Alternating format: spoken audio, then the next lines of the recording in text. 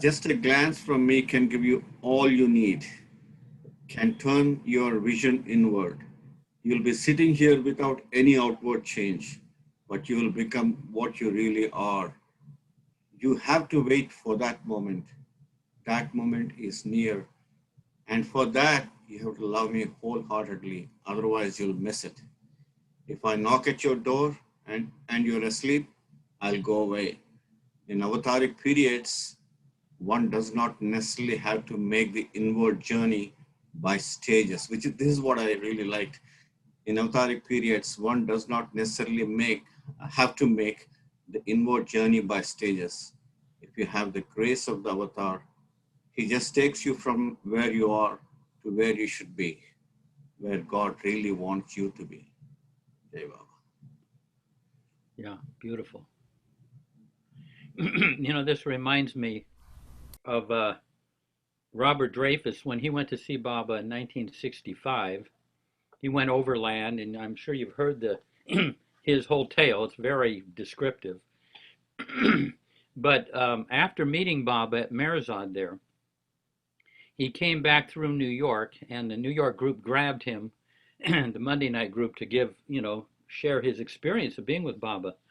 And these were mainly older people, the Monday night group.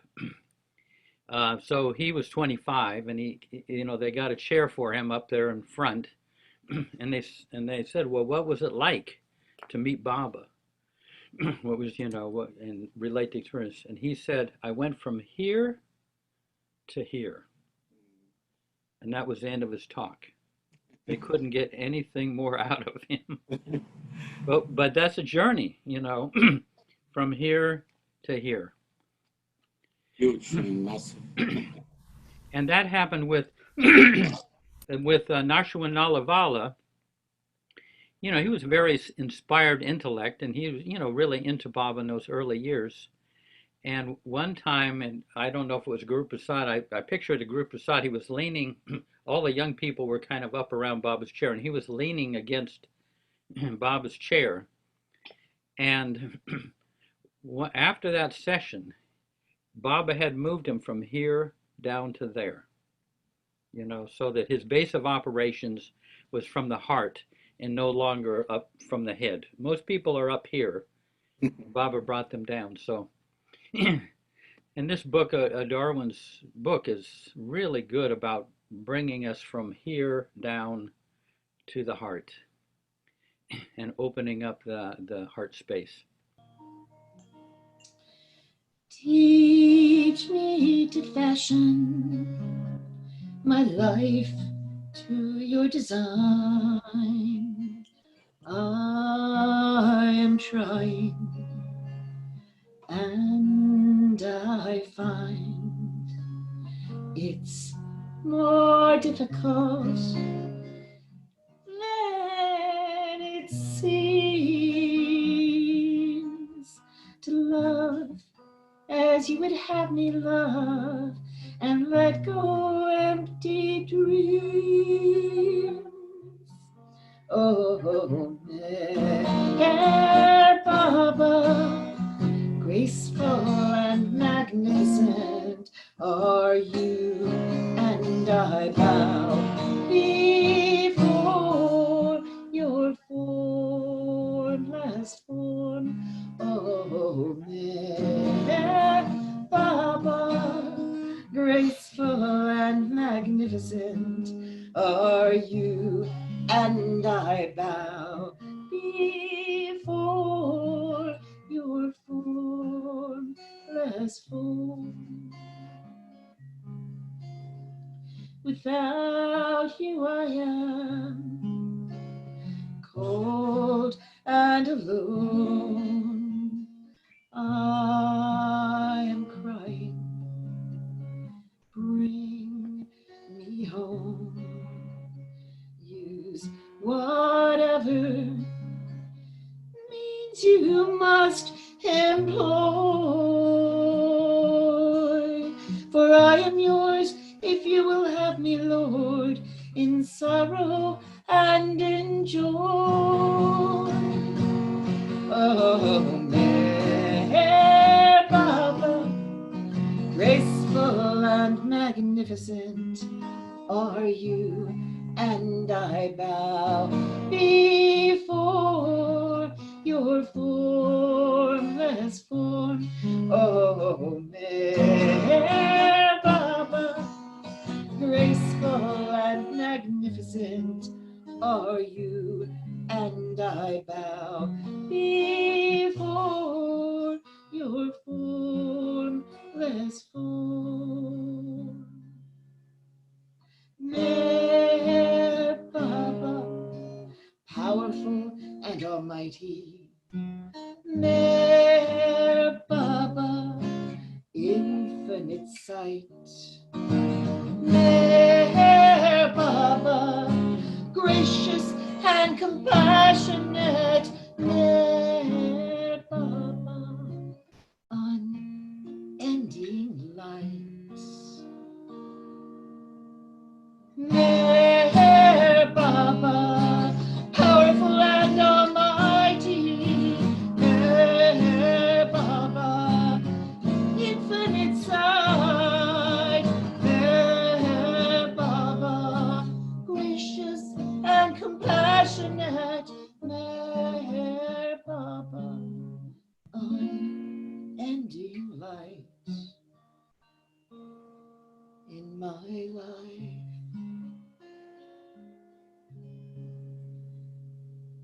Oh, Merkaba, graceful and magnificent are you, and I bow before your formless form. Oh, Merkaba, graceful and magnificent are you, and I bow before your formless form. Beautiful. How is the center? We miss it a lot. I know the center misses everybody. Believe me. I mean, I was there last night, and it's all very peaceful, but it doesn't have the animated presence of everybody there, because you folks bring so much love to the center, and that that love is sorely missed. I can feel it. Shall we have a few moments of silence here?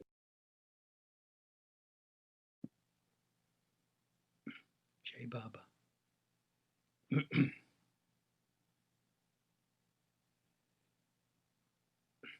Here we are again.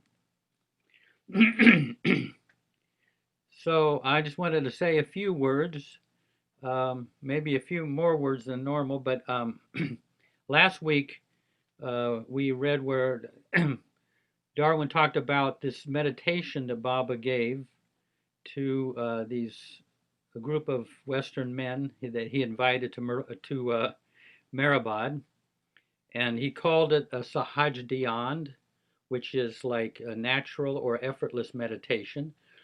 And if you weren't there, this meditation was about dressing your soul with Baba. And Baba said, just do this 4 seconds out of the day, from when you wake up, at noon, at 5 o'clock, and before you go to bed. And Baba said that if you do this, you will have his presence eventually throughout the day. And some of us have been doing this for 50 years, and we can attest that what Baba said is true. You'll feel his presence. Did anybody try that? The times? Raise your hand. Let's just see. Not that you have to. It's good. It's a kind of an interruption of your day to have to kind of look at the time, especially during a pandemic when time is like off the has basically been destroyed. Your routine, whatever.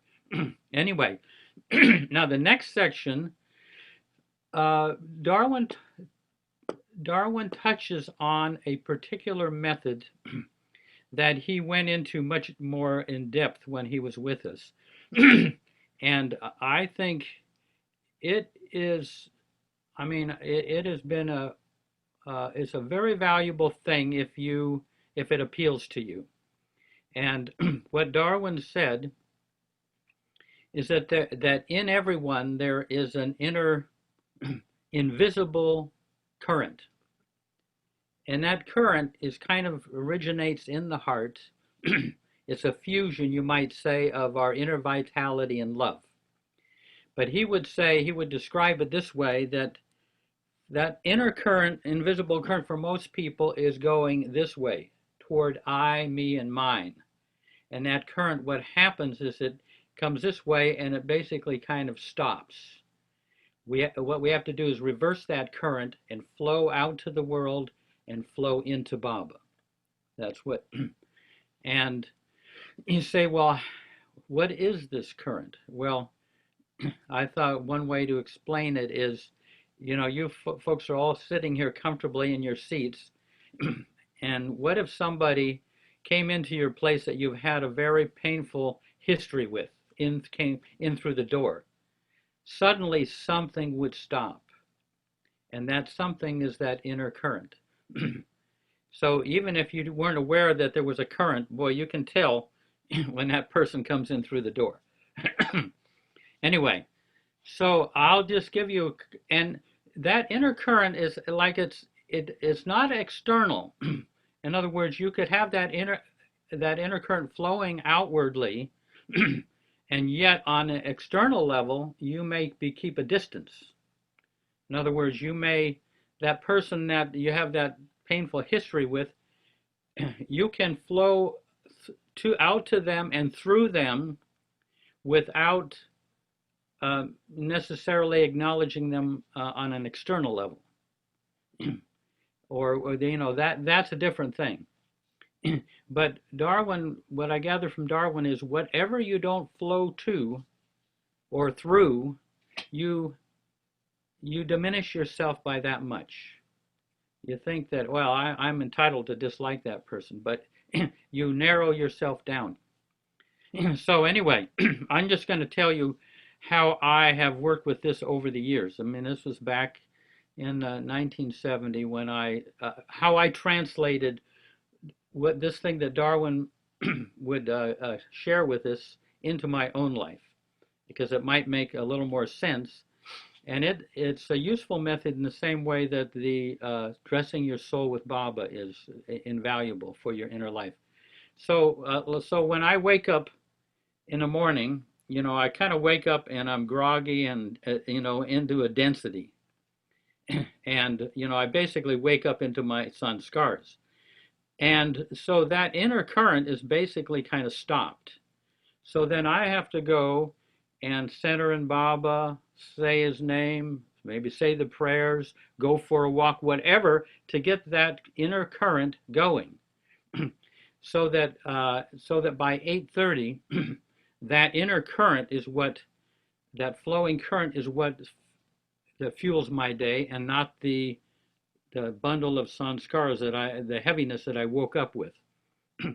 And so then I'll just say how this kind of plays out sometimes. Sometimes in the afternoon, this current, Erich also said that it's important and a blessed thing to monitor this current at an inner level, monitor that current. But sometimes by the afternoon, that current for me is stalled out. And when it stalls out, Baba seems like he's over in another part of the room. And when that stalls out, I don't know what to do. And my mind comes down and gives me a number of options, but none of them is worth following. And life becomes just ordinary. And so what I have to do inwardly is I have to get that flow going. It can be remembering Baba, it can go for a walk, it can be playing volleyball, it can be playing with kids, or getting into a conversation with somebody. Whatever gets that inner current going, and for each person it's entirely different. But when that current is flowing, then I don't have to ask where Baba is. Baba is in the flow. I don't have to know what to do next because the flow leads me to what to do next. And instead of being just an ordinary day, there are periods when a certain spaciousness and timelessness, certain carbonation comes into the day, as long as that flow is happening. So anyway, this is, Darwin was very proactive. So this is one of the methods that he, in his very unassuming, low-key way, passed on to us when we were around him back in the early days. So that's my spiel. So I think everybody here has been here before. So, I guess we got someone from Mumbai here, the postman. So everybody, Angela will choose somebody to read. We're on what page? We are on page 91, be fluidic. That is page, yeah, be fluidic. That's that flow. And 54 of the yeah, PDF. and read. You can pass or you can read, and then of course people can share their experience or ask any questions. This section, be fluidic. As we dress our soul with Baba, letting go of limitations, such as the personality, we move to higher levels of consciousness. When we reach and enjoy a high state of consciousness, we have an unconscious tendency to try to hold on to the experience and crystallize it. However, in spite of ourselves, it slips away and we wonder what we have to do to regain that experience. One of the secrets in the spiritual life is to be fluidic on a sustained basis. We learn to counteract our tendency to want to hold on to spiritual experiences. We no longer try to stockpile the residue of those experiences. By becoming fluidic, we establish a new rhythm. We let everything flow. When we have trust in the Master, then we place all our confidence in him so that we do not have to hold on to some object, even if it be a spiritual experience. We let the temporary experiences come and go, knowing that more will follow. But the real things, the real and abiding happiness, will become part of the regular flow. There arises a new rhythm of love, a new rhythm of what we do with our thoughts, feelings, desires, and the residue of our experience, which are our sanskaras. We are meant to be fluidic. We have a flowing current of energy, which in spiritual literature is sometimes represented by the figure 8. We usually have it flow into us to improve our ego, to give us more possessions, more importance, all sorts of things that are selfish. And we mistakenly presume that to experience happiness, we have to do this. But Meher Baba points out that this is a misconception. It works the other way around. As Baba says, real happiness lies in making others happy. Baba came to redirect the current toward the spiritual as part of the conquest of the unconscious. When we link our consciousness with his, our current goes out to him, is washed free, and flows back to us, where it can be expressed in the world of forms as a giving energy. So we must cooperate with him by working to change the direction of our current and to keep it flowing, especially when our reactions cause it to slow down to stop. Slow down or stop. Part of this is learning how to forgive everything to Baba. Part of this is learning how to give everything to Baba. letting everything go, and doing this on a continuous basis. I like that last sentence, it's giving to Baba on a continuous basis. That's. Yeah. I used to kind of marvel at Darwin because I could see that things would come into him and they would go right out of him to Baba. If you think of it as a conveyor belt, he just let it go right on to Baba. Whereas certain of those things I'd take off the conveyor belt, and and I'd have a hard time dealing with those things. He just was in he said sooner or later you get into a constant state of giving, and you hold on to nothing, and everything passes through your hands, so to speak. Continuous, yeah. Sorry, I just want to make one comment. Yeah, I think when you are in the current, I think that happens very naturally, but you're not that becomes hard. Yeah, good, yeah. That you're speaking about, Jeff, I've been reading something from the network, the Shift Network, and it talks about this energy being magnetic energy that comes both from human beings and from the planet Earth. And it comes from our hearts, and all sorts of things can change within the planet if we get our hearts in sync with the planet's, our heart's magnetic energy in tune with the planet's energy. And it's real exciting stuff that scientists are coming up with that goes so along with Baba. It's wonderful. Yeah, beautiful. I mean, I think if we're in the flow, we're helping the whole world, whether we're aware of it or not. Yeah, definitely the neighborhood. No. That's a sweet thought. And Rosalie?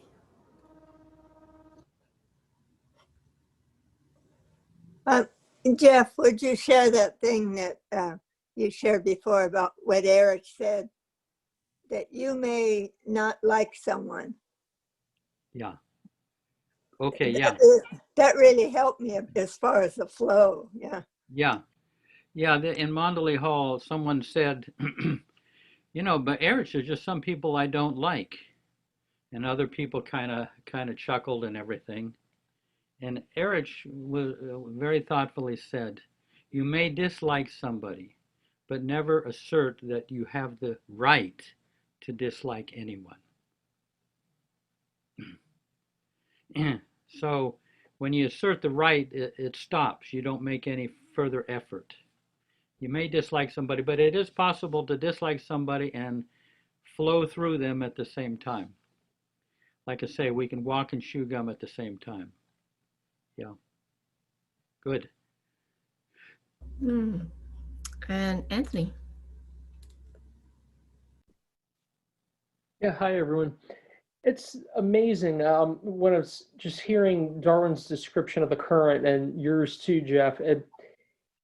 It's so interesting. I almost got this visual like there's two energies or currents or whatever you want to call them inside of us. There's like the energy of the ego and of the lower self, and then of Baba, of love, of our true self. And the reason I got that visual is because Darwin was saying how like this energy of the love current, the Baba current, is kind of like turned inward, and we need to focus it out into the world in the energy of giving and toward Baba.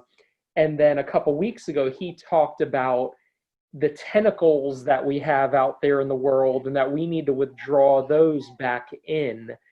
So that's interesting, where I'd hear different spiritual teachers talking about how our energy is extroverted into the world and worldliness, and we need to turn it back inward. So it's almost like we're withdrawing this one part of ourself from the world, and that's the ego part. And then the part that's the love, like we're trying to project that out toward Baba and the world. So it was just an interesting little thing I felt of like, wow, there's kind of two things going on. It felt like. Yeah. Well, yeah, like the tentacles are enmeshed in objects in the world. Mm-hmm. And when they're enmeshed, then the current actually stops there at those objects. So he's saying, withdraw the tentacles of consciousness from those places, so that then the current can flow through things. Wow. The Marijuana and Erich and them and all say that our consciousness is the goal, but what happens? The consciousness gets onto some object, and so we become fascinated with the object of consciousness, and we have to kind of drop back into consciousness itself. Marijuana says when consciousness turns around on itself, that's the goal. Wow. Not to be so mesmerized by the trinkets. Even our personality self, like Darwin says there, it becomes a major object rather than, and even to pull out of your personality self, your consciousness is something we eventually have to do. Wow. It's amazing. That's just so subtle, that distinction, how we're like withdrawing our consciousness out of the world, and that's the consciousness of desire, the ego, the entanglement with objects. Like we've got to pull that back out of the world and then tap into the current and then have that flow back out into the world and into Baba as love and service. And it's just amazing that how subtle that is. Beautifully, yeah. No, it's On the top of page 92, the paragraph that says, one of the secrets in the spiritual life is to be fluidic on a sustained basis. We learn to counteract our tendency to want to hold on to spiritual experiences. We no longer try to stockpile the residue of those experiences. By becoming fluidic, we establish a new rhythm. We let everything flow. And I think that enmeshed with the objects of consciousness, like I know that I can get enmeshed with the experiences of like intense spiritual connection, amazing happenstance, or an incredible experience. That stockpiling it, I think my ego can form around it really quick. And then when I'm not having those, think that there's something horribly wrong with me, and then, go into the depths of the depths. So having that new rhythm where real and abiding happiness becomes part of the natural flow. I would say today, after having a few days of more of those spiritual experiences, and I would call not so much today, wondering like how not to sink into a depression over it or hyper focus on what might be wrong to explain something and just let it come and go. So that's the experience I'm having today. And earlier today when I was feeling this, I said to my sister, I said, well, I know it'll have something to do with whatever's going on in Effort at Grace tonight. I'm just getting the preview for what Baba's going to be bringing me. And poof, here it is. Yeah, beautiful. Yeah. And I like, though, what Darwin said there. More will follow. More of the spiritual experiences will follow. So if you you lost some of those, there are more to come. More sublime experiences to come. When you were talking about getting preoccupied with trinkets, I was thinking about Baba's work with the must and how a lot of the musts would get very focused on things like trinkets or whatever. And that part of Baba's work was to redirect that focus. And it's interesting that he's asking us to do the same thing. And it sounds to me like he also was doing similar kind of work with a must. Uh-huh. I don't know, but I just throwing that out for comment or whatever. Yeah. I always felt that what their what can I say, attention to objects was on a different realm altogether. not the kind of holding on to objects the way we do. I mean, Muhammad, I mean, you get to take care of him sometimes, and he'd go around Muhammad the Must and find these rocks, certain little stones, like, and they would strike his fancy. I had no idea what he was doing, but I mean, he was like, they were very important, but yet the next day he'd walk over those stones and go for some other ones. So I didn't know what he was doing exactly. Um, I was just, this is a very felt sense thing, right? I mean, one can close their eyes or open their eyes and just experience this figure eight. And Anthony was really good clarification there. So if we're, I'm just thinking about myself. I'm more of an introvert. I have a tendency to bring the energy in, up, and out. Not so much like this way. Can you see my hands? Just from the heart, but up and out. It's just a different sort of thing. But I wonder if it works the same way. And also, it's just sort of, it's kind of going into a meditation. Like when I bring the energy in, I'm going towards meditation. So now, if I'm going to bring it outwards, maybe it will bring me more into the world. Maybe it's a good thing. Maybe I'm drawing myself back too far.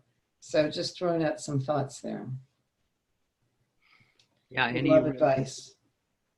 Yeah. No, I think the flow, however it takes place in you, is the best thing going. I had shared about Muhammad, how he would fix on these stones or objects. And I have to just share this, that one time I got to walk him on New Year's Day, 1999. And we walked very slowly through Mandalay Hall. And on the other end of Mandalay Hall in Mehrabad, he looked down, and I looked down, and there was this little stone between the big stones. And, he would communicate with his mind. And I could tell he wanted that stone. So I tried to dig it out, and it was caught. But I worked on it. I finally got it out and gave it to him. And he just held it for probably maybe 2 or 3 minutes, gazing at this little stone about that big. And you could tell he was doing something, but of course I didn't know what. And then he was done, and he just tossed it aside. And I thought of picking up that stone, but then I thought, I better not. Knowing Muhammad, I better just leave it. Whatever he was doing with that. So I left it, and then but I have to admit, I went back and I walked him back, and then I went back and picked up a little of the dirt around that stone, which I still have. Yeah. And I just tell you, that guy was so powerful and full of love in without saying a word. Just unbelievable man. Yeah, beautiful. But I was a little bit fixed on, had to have a little of that dirt, but yeah. The stone might have burned a hole in your pocket, That's great. And Jack, go ahead. Yeah, the statement I want to make on the must is, and some or all of you or whatever know I spent 3 years working on the must film, and did a lot of my own reading on the side, trying to find out as much as I could. But I came to realize that that these were lovers of God who actually became dust at his feet, and that the work that he did with them was the most important work of his whole Advent. Not so much the spiritual push to humanity was one thing, but it didn't come close to the work that he did with those musts. These are great lovers, and you can imagine, if you're God, who would you want to work with to help come to you, in the end, and be realized or pushed up to the next level, whatever work that is done with each of them. It's incredible. Yeah. Incredible. They're real powerhouses on the earth. Yep. Yeah. Thank you. Okay. And Heidi? Yeah, hi.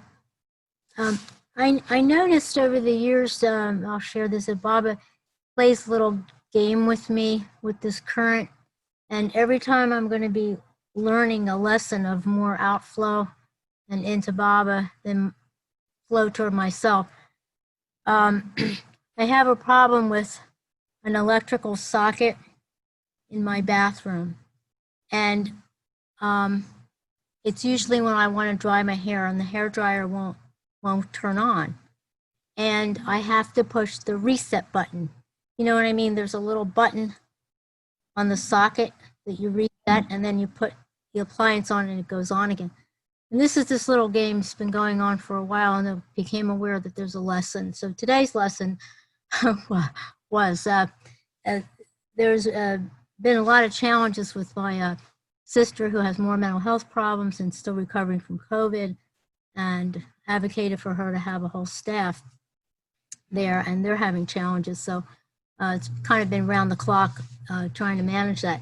But I see here in the reading today on page 92, we're meant to be fluidic, and then Baba says it's a misconception to turn that energy toward ourselves. Real happiness lies in making others happy. And I was really resistant, but I knew I had to do something to pour out a focus on others. And so Baba just helped me pull together some appliances that my sister needed: a microwave, a coffee pot, sheets, towels, COVID supplies, everything. And I managed to have it loaded up in my car and deliver it and come back home. And I only asked Baba if he can get me home in time for the Effort and Grace meeting. And I came home about 25 after 5. So it worked out. So this thing with the reset, for, I think Baba has little games and tricks he plays with all of us to help us remember to get into the flow. For me, that's the Beautiful. Yeah. It did work today. And I have to admit, it's hard sometimes to deal with, understand fully, like, real happiness lies in making others happy. And if you struggle with codependency like I have, it's a challenge because you're trying to balance out how much you're giving and overgiving, and help. Very difficult. Yeah. Yeah, and help others also experience their fluidity. They're giving, so they're not stuck either. It's a challenge. But anyway, thank you for listening, and this is a great chapter. Yeah. Yeah, the thing that I gathered from the mandali is there's a sanskaric version of giving, and then there's the spontaneous giving. And the sanskaric version wears us out. But it's hard to move from the sanskaric generosity as opposed to the real generosity. And to make that distinction and draw upon the real generosity. And that's very difficult because they look exactly the same. Almost, yeah. Prakash? Hey, Jai Baba, everybody. I'm just trying to literally interpret the word fluidic. And I figured it permeates every aspect of our life. I mean, just for example, you're playing a sport like tennis or golf, or you're doing ballet dancing, and it's something that is like so integrated in our everyday aspect of life. And it's simply, to me, it's a sort of letting it out and not hold it in. And I also thought, and we should be apparently so natural that we become part of the action that we are involved in and not be conscious of what, not be conscious of ourselves. And to me, that seems to be fluidic in the sense of literal interpretation. Jai Baba. Yeah, good. Yeah, beautiful, Prakash. So, And Stu? Yeah, just in terms of going out into the world, energy out into the world. Excuse me. In the morning, I asked Baba to please, may I carry his light and love with me, and would he flow through?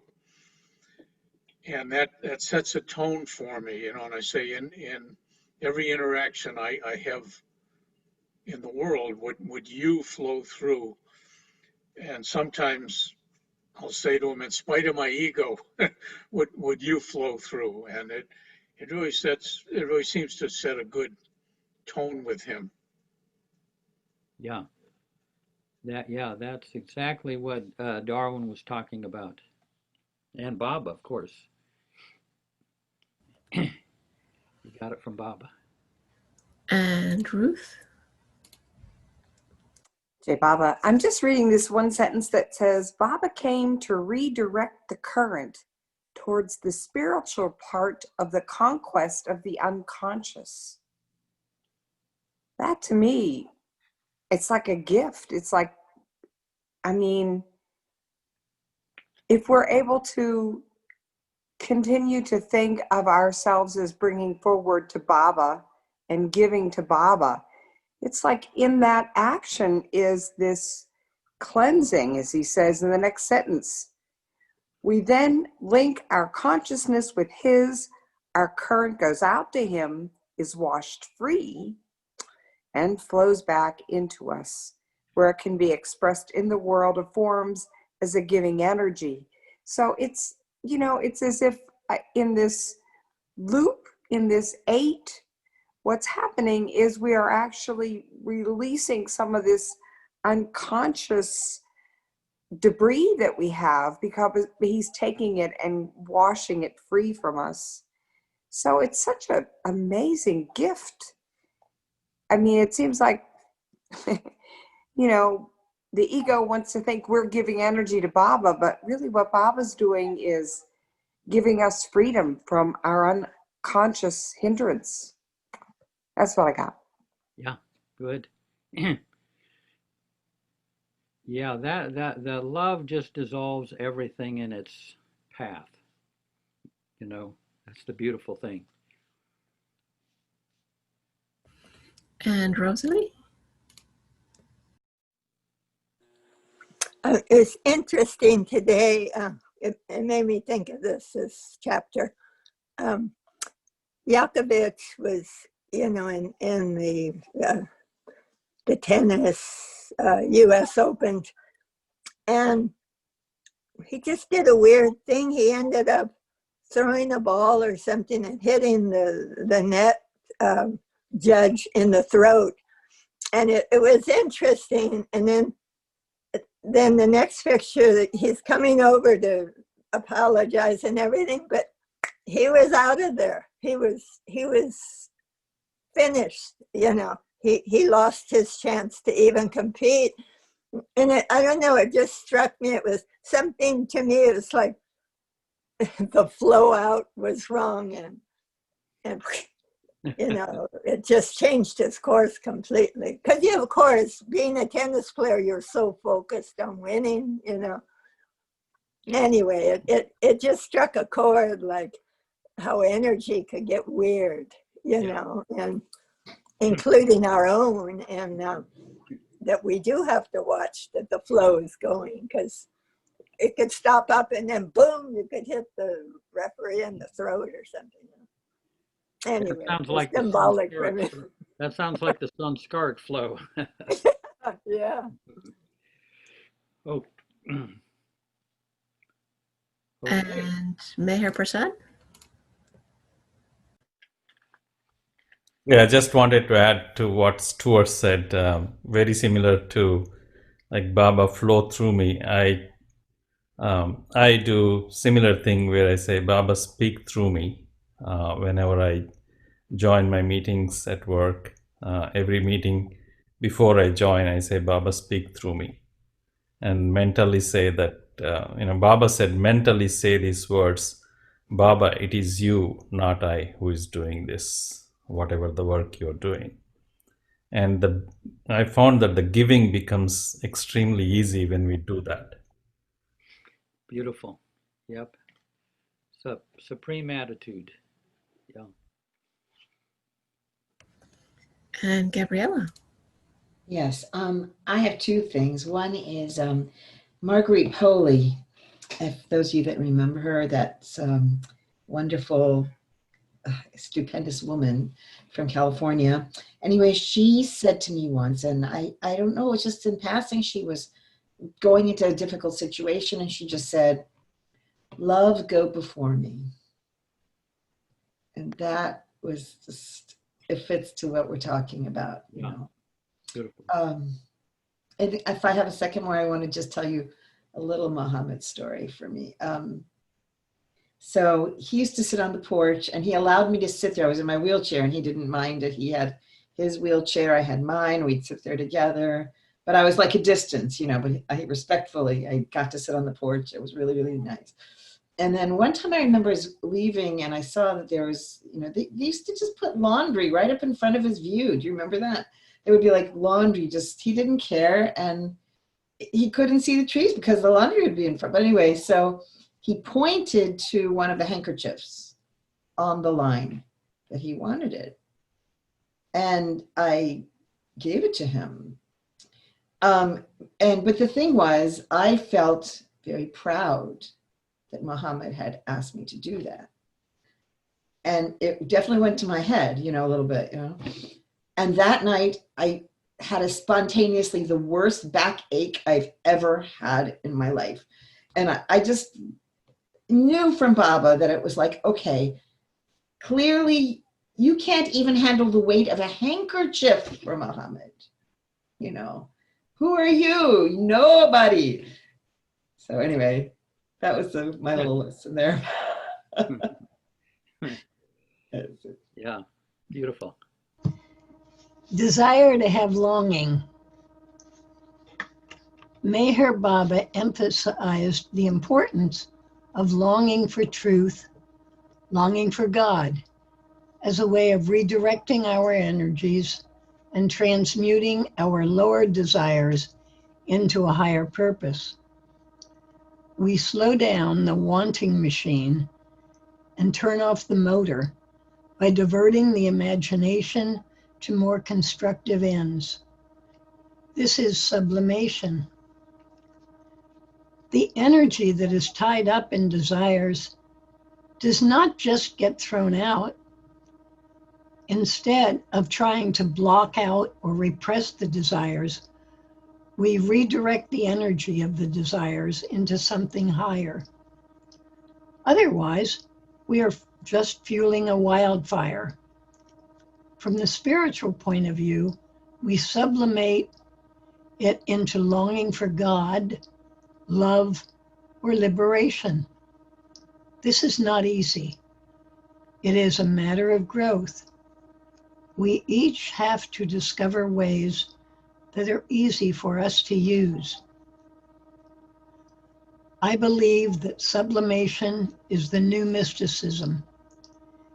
In sublimation, we go to the divine beloved, or God infinite, as first cause, with love and longing, and leave all the conditions. We have a tendency to unconsciously identify with things we do not really want, but that our desire nature causes us to hold on to. That is why they are still there. We do not let them go. Someday, we have to go to first cause to dissolve the whole illusion anyway. That is perfect sublimation. in AA, you have a drinking addiction and everything, and that gets sublimated to not only giving up the addiction, but also helping others to get out of the addiction. So it's the addiction is sublimated into caring for and helping others out of the same trap. So all that energy that was put into the one thing is used for a higher purpose. It made me think of something when my energy on this infinity or this figure eight is blocked, whether it's desire, it's always desire on some level. And what has worked for me when I feel stuck is to take a moment, stop, and go through in my mind. You're having thoughts and feelings. You can observe that. This is not you. I can look at the sky and see clouds passing through. I can observe that, but that is not me. I can feel sensations in my body that I observe, but that is not me. And when I do that, somehow that refreshes that movement of energy. So the not me, the ego, the conditions, as he was talking about here, vanish, and then I feel capable of being Baba, feeling Baba, acting from Baba, having a heart instead of a mind, a body, an object mentality. So that's worked for me. It's literally a technique that I use when it's really bad. Beautiful. Really, you're blessed with that. That's lovely. Yeah. And Stuart? Oh, sorry. Go ahead. Yeah. Okay. Yeah, almost 40 years ago in the construction business I had at a project, there was an electrician working who was just sour. He worked for the boss who we knew, and just disagreeable. And I was really having a reaction to him, and I was real close to calling his boss and just saying, get rid of this guy. Please send somebody else. And there was this little tap on my shoulder that I knew was from Baba. And he said, hang on a minute. Put your reaction back on an upper shelf behind you and reach out toward him. Just try it. And it took this effort to kind of step out of my ego, but I said, all right. And I went over to the guy and I said, do you need anything? And he said, no. And I said, well, can I help you in any way? And he said, no. And then I said, well, I'm going to go to the lumber yard. You want me to get you a drink or something? And he stopped and he looked at me and he said, no, but thanks. Thanks for asking. And I knew I'm onto something here. And all my reaction to him was gone. It was utterly gone, which actually set me on a whole course in my life and furthering doing that kind of thing. So I realized that even being really annoyed with the guy, I could still choose to be as cooperative and helpful as I could be. And I know Baba was tapping me on the shoulder and just saying, try this. Lovely. No. And you say that kind of became one of the themes of your life. Absolutely, yeah. Yeah, I just found tremendous power in it. And what I also found was that whenever I did that, I became very interested in, oh, who is this person? Who is this other person? And that was a wonderful side effect I never expected. Yeah, you mean once you got beyond your reaction and got into the person themselves. Yeah. Yeah, beautiful. So my technique has been actually pretty recent, where I'm learning to redirect or transform everything that I'm experiencing towards Baba. So situations at work or at home or wherever they are, if they make me become angry or hatred, I turn all of that to Baba. I get angry at Baba. I hate him for putting me in this situation. So it does two things. One is, instead of repressing all those feelings, I just convert them towards him. And the second thing is, I basically am holding him responsible for whatever is happening. So it kind of relates to what Darwin is saying about going to first cause. Is I'm making him the cause of all of this. So it serves both purposes. Good. Beautiful. Yeah. I like what Einstein said. No problem can be solved with the same consciousness that went into creating it. You go to the other consciousness, Baba's consciousness. Yeah. And Julie Ingsberg. Hi. It sounds like just some kind of perspective change is what everyone's referring to, some creating their own way of stopping the reaction that goes with the sanskaras. So I just have one that's interesting that I came across and have used really effectively, and they like to call it 3-part perspective, and it means like that you'd have time to do this, that you would say, all right, how am I seeing the situation? And then you say, well, how would the other person be seeing the situation? And then you look down from above as if you're Baba seeing everything. How does Baba see this situation? And when I used this really effectively, I think I even had a dream where my sister-in-law was talking about how much she loves and appreciates my brother. So it was like a whole new perspective. And then I let go of whatever it was that I was holding on to. In relation to your brother? Yes. Yes, it was a big shift. Yeah. These are great moments. Great moments. Victories. Jai Baba. Yeah. Thank you, Julie. Okay. The gift of longing. Longing is essential on the spiritual path. It wears out the wanting of low desires. When I saw Meher Baba for the first time 3 days in New York in 1934, he filled me with so much love and tremendous longing for the spiritual life. The more satiated with Baba's love I became, the more longing I felt. At that time, I did not realize that this was a great gift, that he inflicted this longing upon me, and that this was what we all need.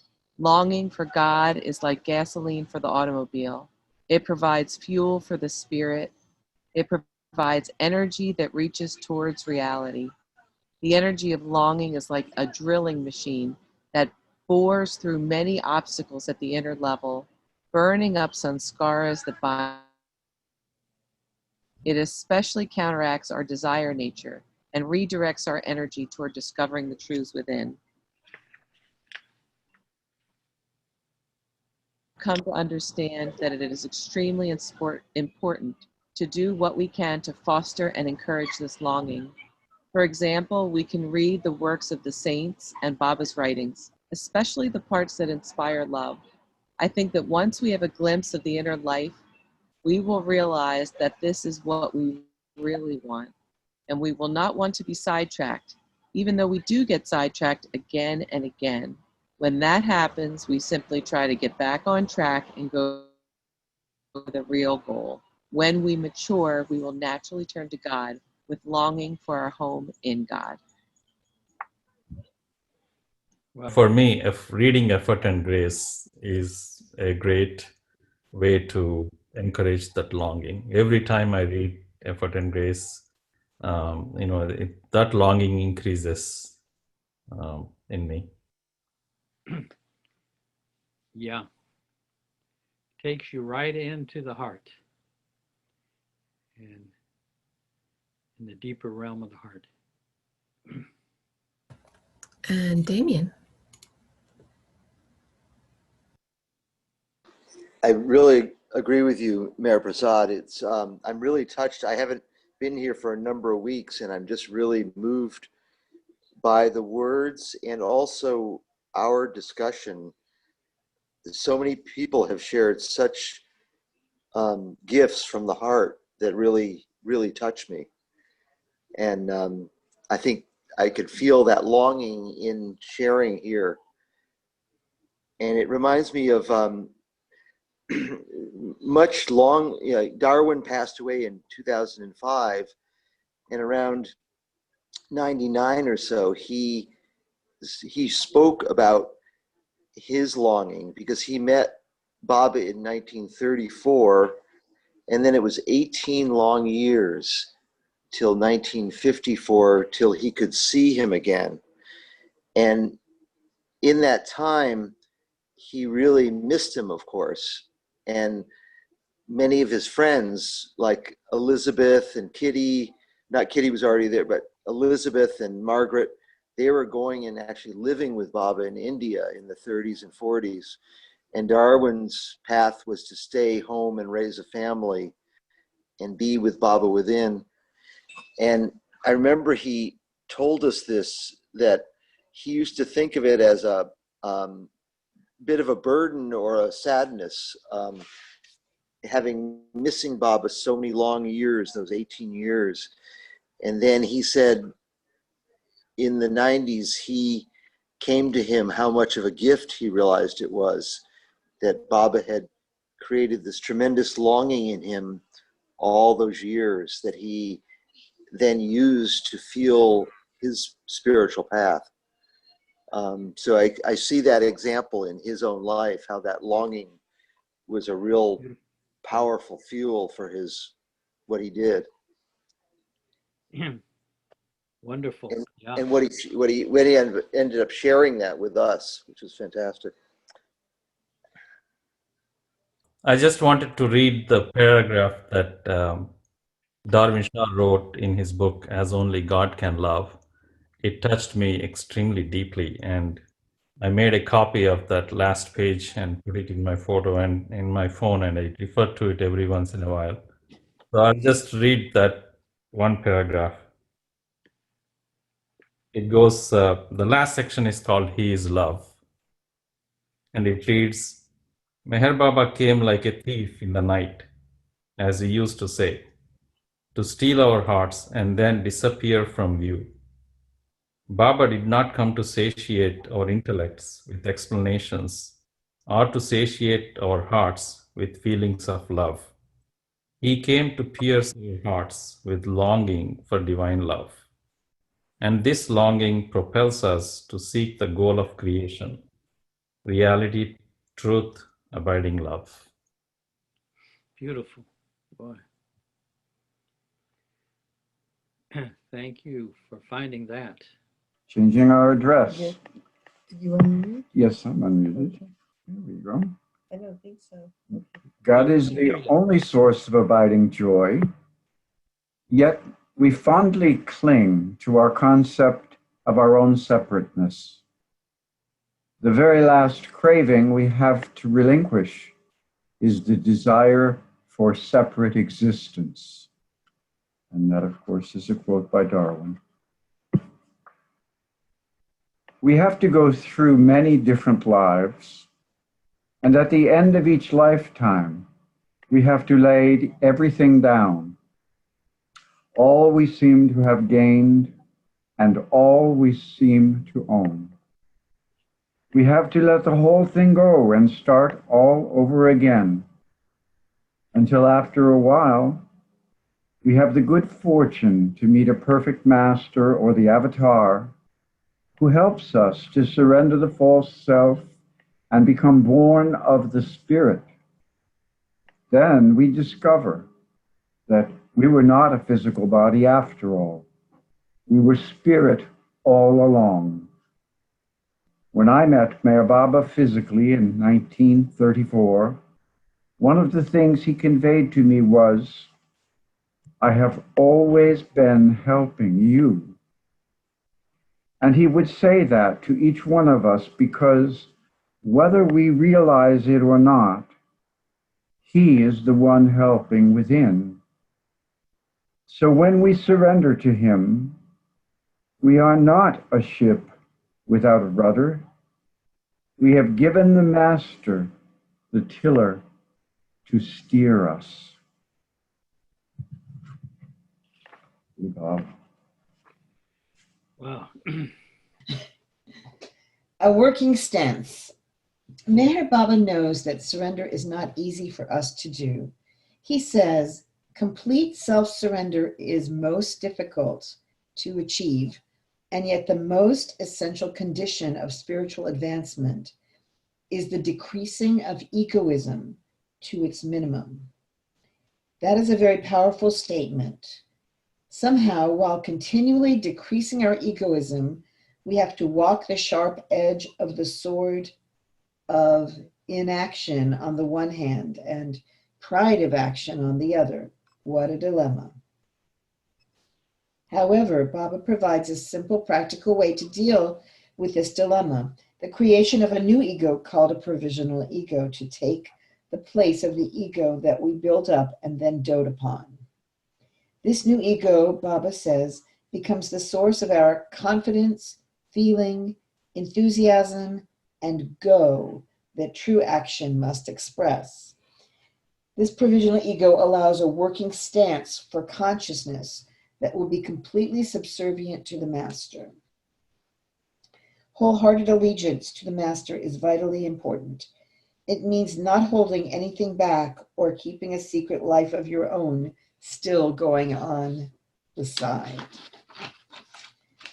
Operating from the provisional ego, we shift our focus from thinking that it is we who are doing anything to thinking it is the master who is doing everything through us. There is that paradox again. It is a matter of taking responsibility for our actions and feelings, yet bypassing the ego and attributing everything to the master, to his doing. Our purpose is to minimize the sense that we are doing anything. This provisional ego, surrendered to the master, helps us toward emancipation. We can use it throughout the journey, our journey on the spiritual path. Then, as Meher Baba says, when the time comes, it can be thrown away like a garment. The provisional ego is a means for drawing closer to the master within. Having a provisional ego is like having a close friend who happens to be a master, who is so close that you know or can get an inspiration as to what he wants or does not want. It is the assumption of an attitude of leaning toward the will of God. It is a matter of motive, meaning, are we interested in sanskar fulfillment or the will of God? After we die to the false self, our motive becomes serving God's will. We give up interest in the false self.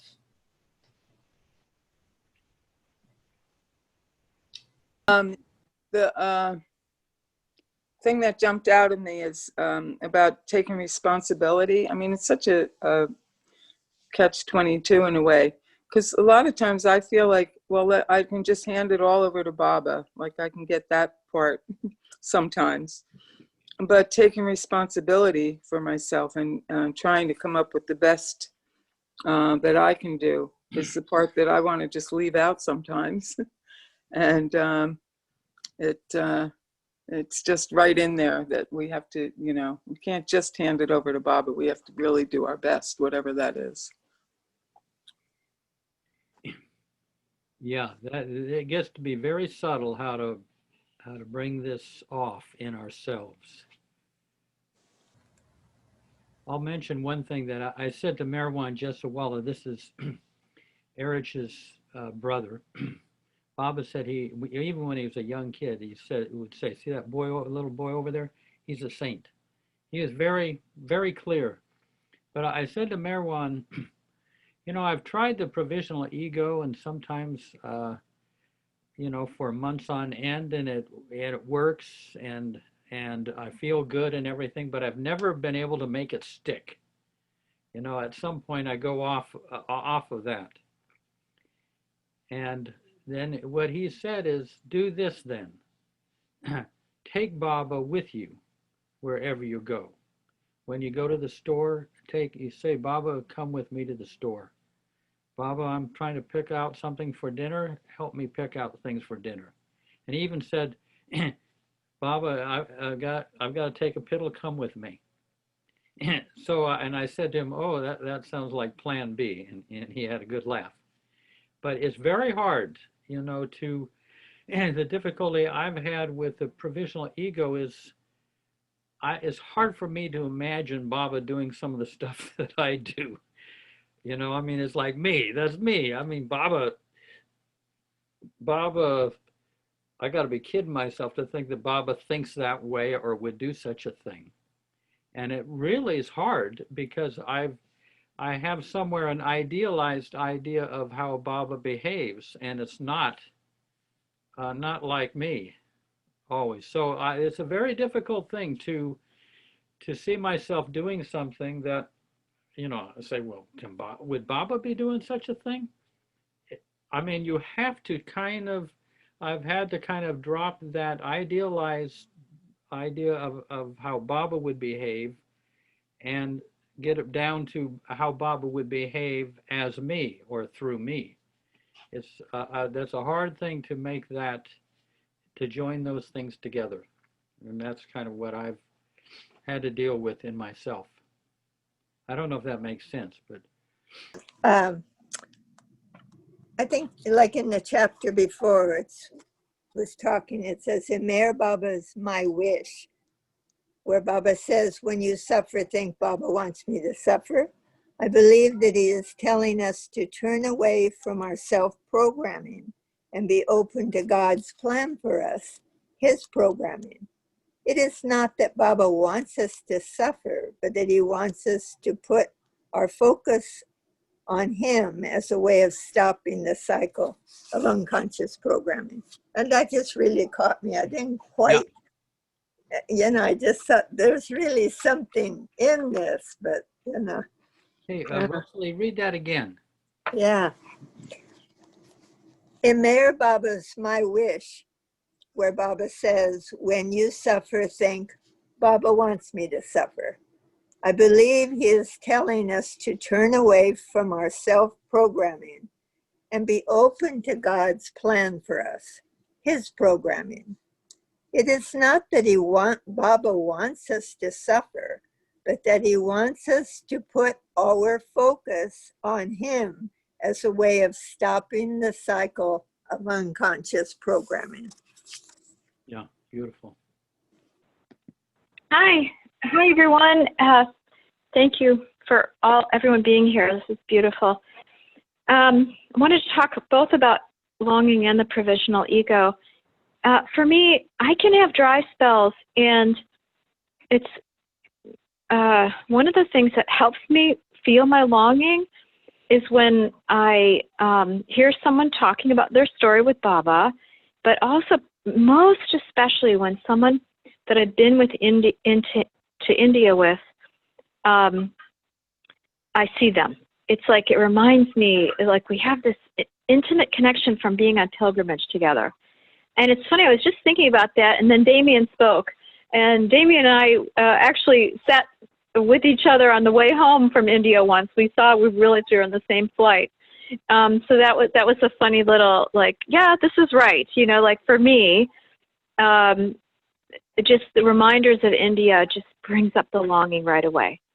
And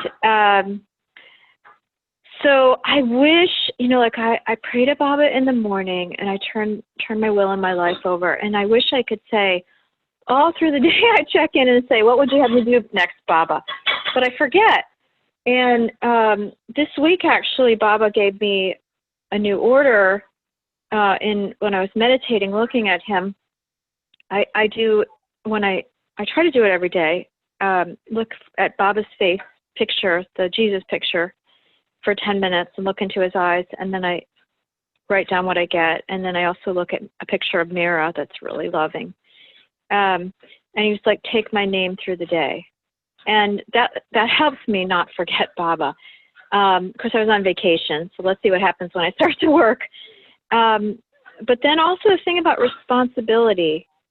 I just want to say something, because we left where we were to come home, and I was taking Baba's name. Maybe we were like 7 minutes from having left. And then all of a sudden in my mind was like, you forgot your cell phone. I'd left it at the place we were. I feel in my spirit that because I was taking Baba's name, Baba put that in my mind rather than 2 hours away from where we were. So that was like a nice little miracle today. But the thing about responsibility, when we're talking about that, what came to mind for me is, I hope I can quote this correctly, but do your best, don't worry, be happy, and I will help you. So he does want, according to that, he wants me to do my best, but then to turn it over to him, not to worry about it, let go of the results, and he'll help me. So I love that. That's like the perfect combination for me. It's like, I do have to try. I do have to, someone told me there's this Russian proverb, like, it's like, pray, but row the boat to shore. So I think it's really like, I need to do my part, and then he'll meet me more than halfway. Thanks. Beautiful. Thanks, Louise. And Ken and Betty? Hi. So I love these last two sentences in this section. After we die to the false self, our motive becomes serving God's will. We give up interest in the false self. Well, I'm in that process, hopefully, and it's a great promise. It's a great promise of what is to come when increasingly I take Baba's name and increasingly become aware of Baba moving in my life. I recently have been experiencing some changes in my thinking that I certainly can't take credit for, that lightened the grip of ego and self and control and judgment, that burden that I've known so well. And I'm so grateful to read this section tonight, because it's clear to me that's Baba, that Baba is lightening my load and changing my heart, because I am practicing longing to the best of my ability, and I wear my Baba ring and look at him all day long. So this is happening for me, and I love this promise. We give up interest in the false self. I'll keep trying. Thank you. Beautiful, beautiful, Betty. No, the amount of the love that everybody expresses here is so inspiring. One more hand up. Yeah. And Bayard? Yeah, back to I think what Jeff was expressing, when you behaved in certain ways that you couldn't imagine would be Baba. And I'm reading this line here. He says that there is that paradox again. That it is a matter of taking responsibility for our actions and feelings, yet by passing the ego, bypassing the ego and attributing everything to Baba. So when I'm trying to analyze the same paradox that I think Jeff was talking about, maybe the answer here is helpful. Take responsibility for your actions and feelings. Then you start to have that feeling that couldn't have been Baba. And he says, here's a paradox: bypass your ego so that you can attribute everything to the master. And I realize it is probably my ego having an issue in a paradoxical way and incapable of giving it to Baba, because I'm sticking with the actions I did and I didn't feel they were Baba. And I'm unable to use that paradoxical. He just says, one, take responsibility; two, bypass your ego, attribute it to Baba. So there's a certain freedom in those 3 points that I'm going to work on not getting caught up in, and realizing it's my ego that stops me from attributing everything to Baba. Beautiful. Yeah. And you don't break the flow. The flow keeps happening. You don't, That's doesn't right. stop, the buck doesn't stop at you in the normal sense. Yeah. Yeah, I think I shared this earlier, Jeff, and with some of you. But I find that the responsibility actually increases a lot more as we do this more and more, where we attribute everything to Baba and feel that Baba is the one that's doing through us. I gave the example of brushing my dog's teeth or doing dishes, where initially I was doing it very disinterestedly and kind of in a way that was not really pleasant to my dog. But over a certain time, I found that my interest in brushing his teeth was as careful and as as delicate as I can get. So when I'm brushing his teeth, I'm very, very conscious of making sure that it doesn't hurt his gums very much. And the interest really heightened a lot more after I started doing that. Similarly, when doing dishes or anything like that, the interest actually naturally increases a lot more, and I pay a lot more attention to anything I was doing. When I say, Baba, it is you, not I doing it, as opposed to when I don't say it, the interest is half-hearted or sometimes not even as careful. Yeah. Beautiful. Yeah. Yeah. It becomes a chore if he's not brought in. Yeah. I got to do these dishes, darn it. Yeah. Mention one thing that helped me to make Baba think of Baba as more human than I had thought of him previously, that he can do all of these things. I remember Eric saying to me that desire in you, this is when I was young, that desire in you is from Baba. I was thinking desire is, over here, Baba's over there and desire is over here. And he, all these things come from him. But I've had to kind of make Baba more human and less ideal in order to imagine that he could do all of these things that I normally would attribute to being just me or a human being. Why can't Baba do these things? Why make him just this divine being and not also a human being? So anyway.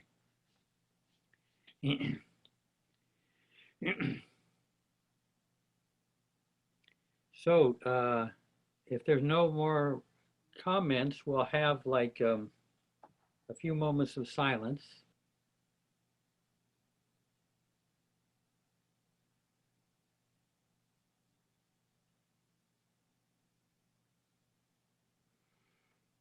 Jai Baba. I'm just wondering, before we do the meditation, do you find that your heart is opening up and becoming, there's a more kind of inner space, like Darwin used to say, create more inner space? Are you finding in going through this book that it's having that effect within you?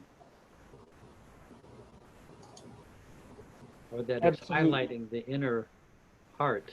Yeah.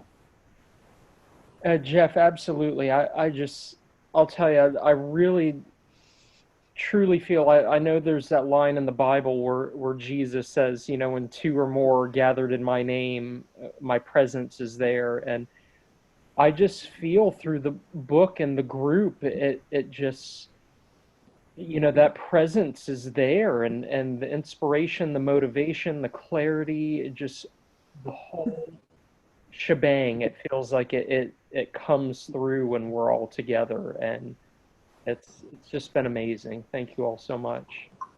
Yeah, thank you. Yeah. I had a story. I wasn't sure how it fit, but I had a minor car accident 2 days ago, and the shock, and it was my fault. And the guy came out of his truck just cursing and screaming at me, and I didn't have the normal. I didn't have my normal reaction.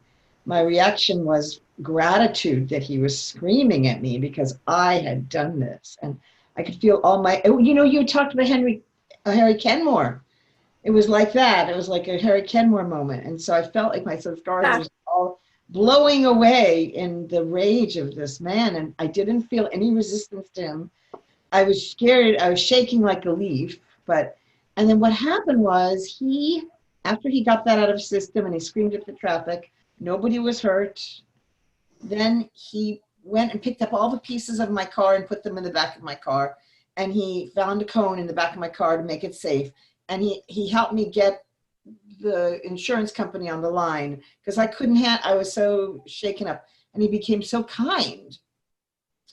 And, it's a two-way street. It's not just that other people that where you least expect it are able to transmute and change too. It's not just us. And there was that incredible gift that, I'm going to meditate. I'm going to meditate for him, of course, in this next segment with Stuart. But anyway, I was different. There's no question I was different, not reactive. I was physically having a reaction, but emotionally, spiritually, no judgment. If anything, I just had to give it all the self-judgment to Baba, all that over and over again, so that I wouldn't have this sting. I could still take responsibility, but it didn't have that sting that all that self-recrimination tends to have. Yeah, lovely story, Gabriella. Yeah, these are the beautiful moments that here in creation that happen, that keep us, spurs us on. Yeah, hi everybody. This is Peter. And thank you, Jeff, and everybody. I was trying to get on the meeting on time. I made the effort, and I tried signing on like 6-7 times, and it just didn't work. And I'm laid up in bed with I hurt my back, I guess, relatively bad. And then finally, I was able to get on. To piggyback on that question that you asked, Jeff, it's what I've said, that one of the benefits to me of COVID is this meeting,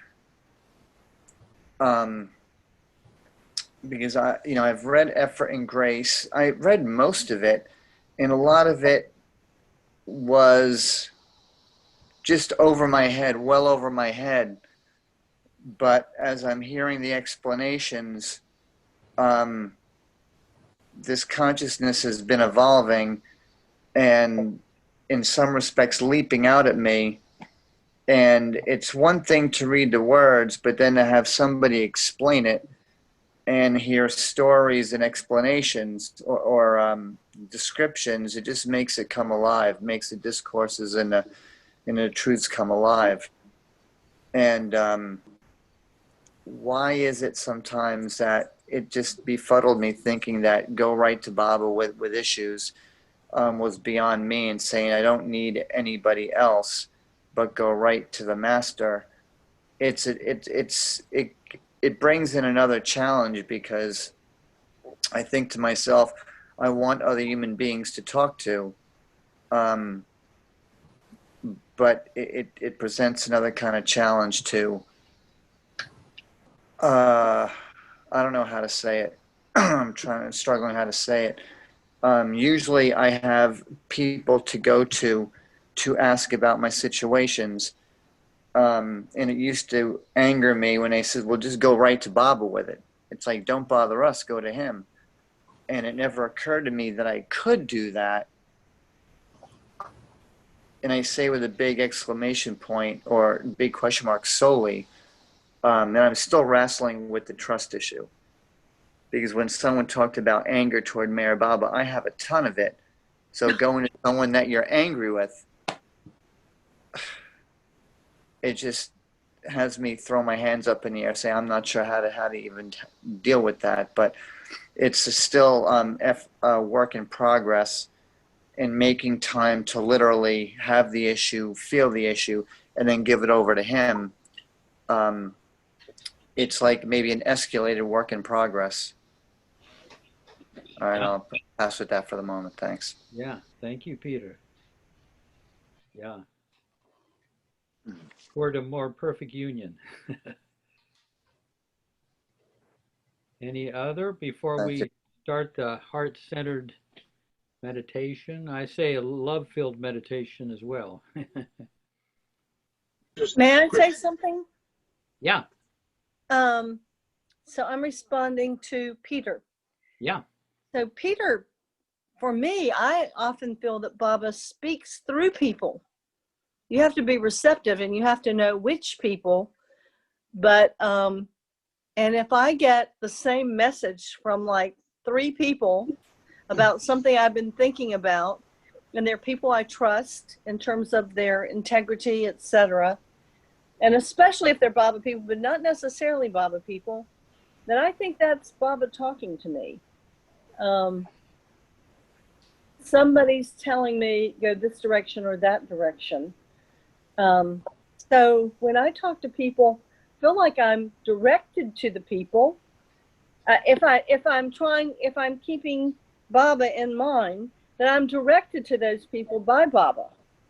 And he speaks through them, through their own experiences and whatever they may have to offer that might impinge upon whatever it is I'm dealing with. Yeah. But you do have to be receptive. You do have to be intuitively open, and you have to, when you feel something and you feel an urge, you respond to it if it feels valid. Yeah. Good advice. Right, totally agree. Thank you. Yeah. Totally. Anyone else, or shall we turn it over to Stu? Just a quick story. Don Stevens, working in the oil industry, when a big challenge came up, he'd go into his office and close the door and have a conversation out loud with Baba. And he'd present the situation to him, as if Baba was sitting with him, and then listen. Yeah. I remember that.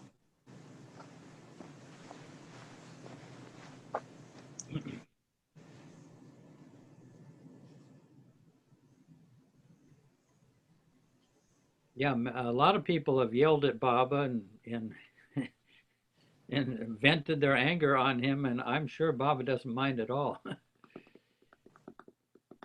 The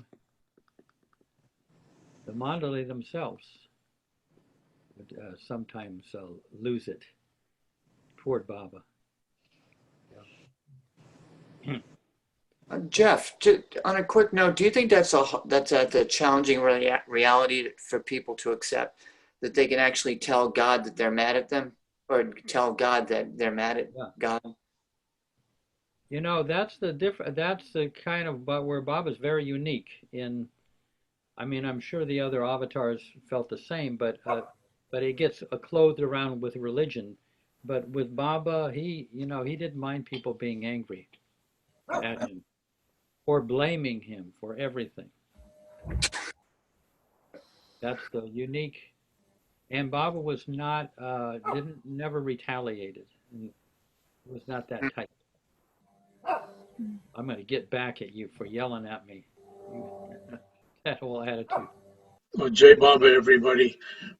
I just want to say something before we start. A lot of you have been through this meditation, and Jeff was talking at the beginning of the meeting about if we have upsets about people, real struggles, maybe pretty severe. And the part of this meditation that is focusing, sending divine love, this can be incredibly healing and transformational. And I've said it before, but if you put that person there, and so many times I've witnessed really just magical things take place with Baba from this. Okay, so I'll ask everybody, just close your eyes.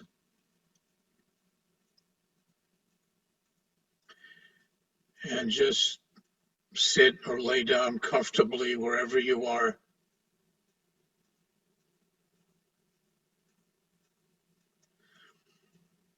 And start to take nice, full, gradual breaths into your belly.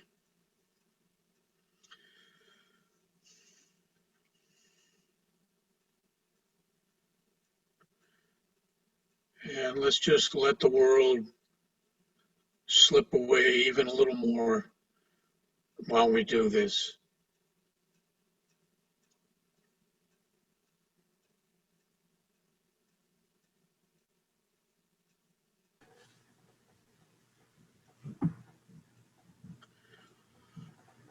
And now see your heart and your heart space inside you.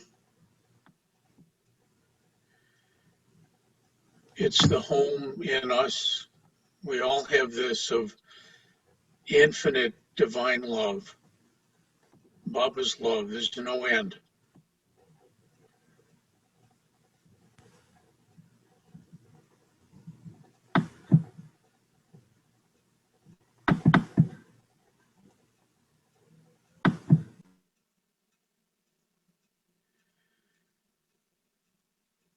And just notice what you might see and feel as you connect in there.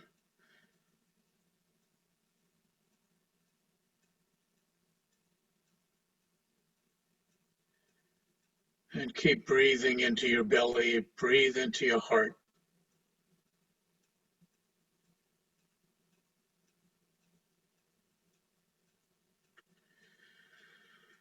And just let yourself kind of sink in there.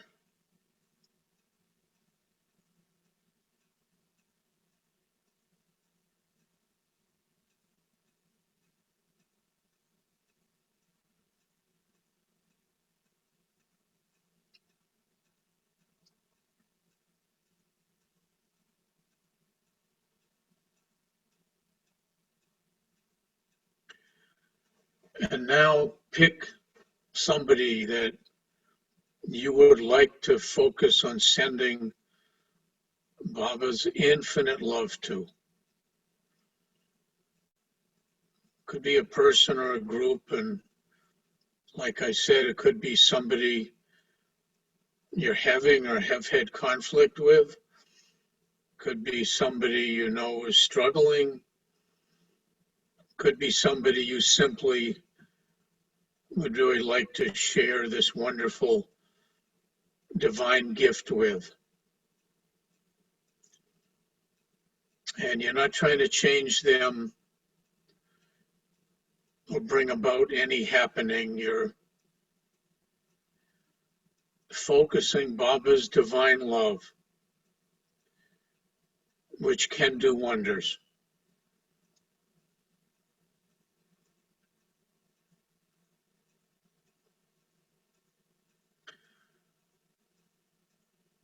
So get a good image of whoever it is and let your heart just guide you on who to focus with.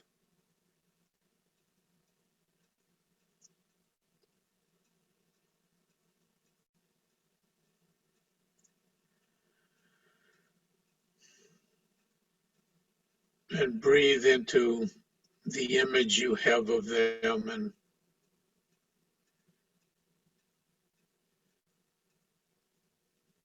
see their heart space.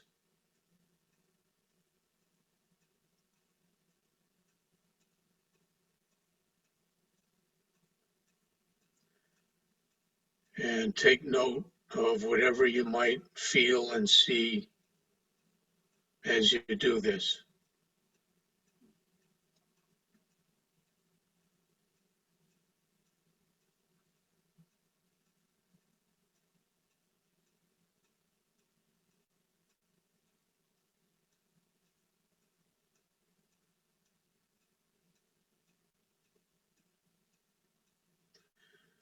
And now seeing their heart and heart space and feeling it, start to see infinite divine love, Baba's love, just gently pouring into their heart.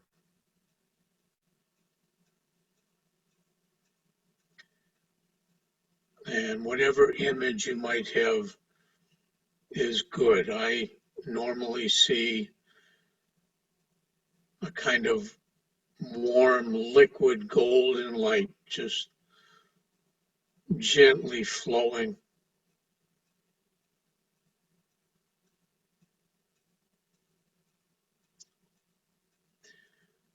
And this is healing, soothing, forgiving, infinite love.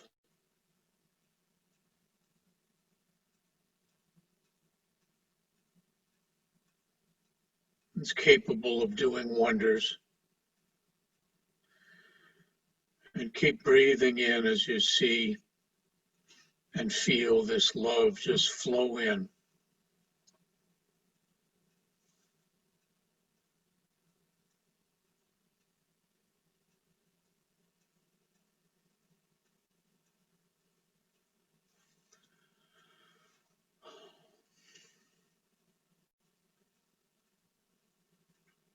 And see the love filling their heart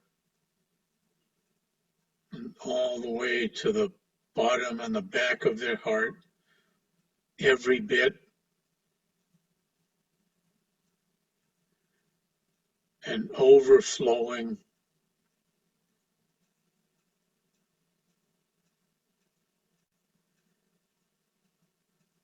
This unstopping flow of beautiful, infinite love.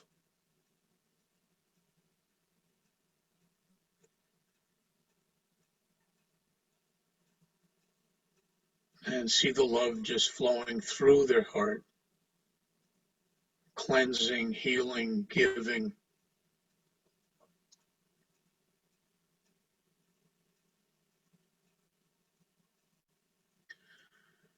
And see the love flow into their whole being.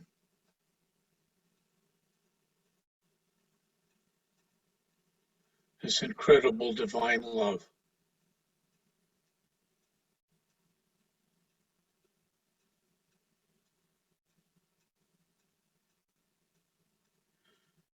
The source of all goodness and healing.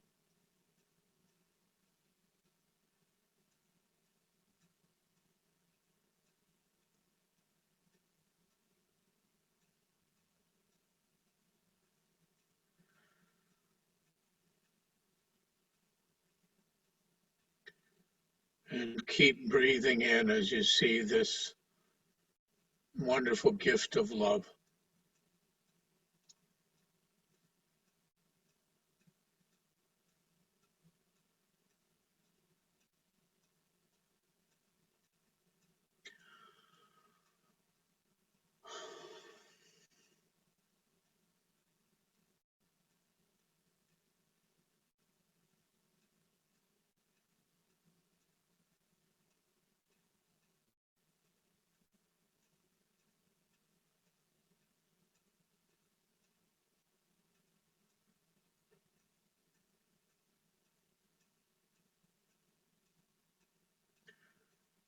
And let's keep seeing this flow of love for another minute.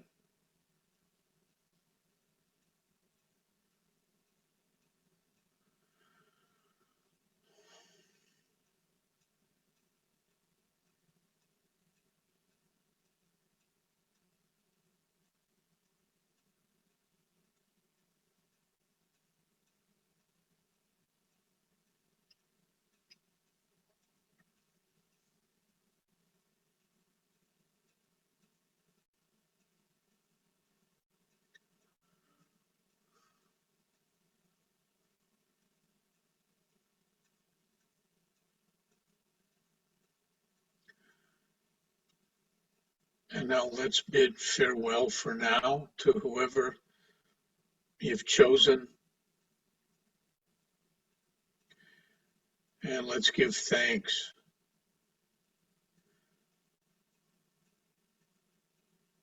for this incredible gift from Baba that we can share.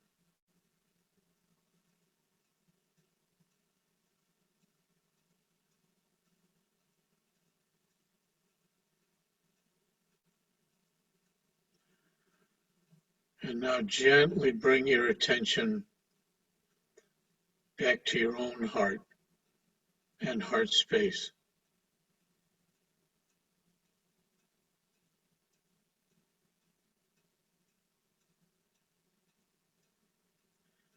And breathe into your heart.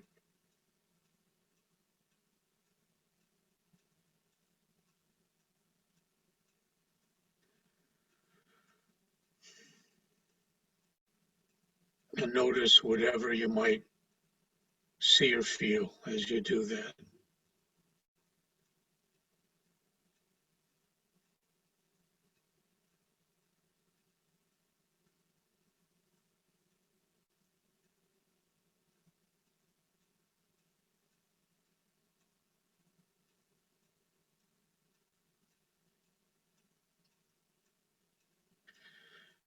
And now let's start to see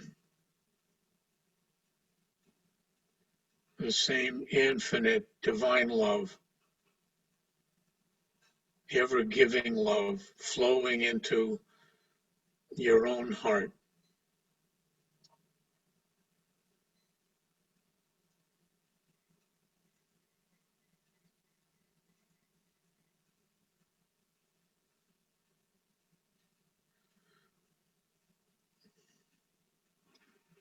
This love has no bottom, no end.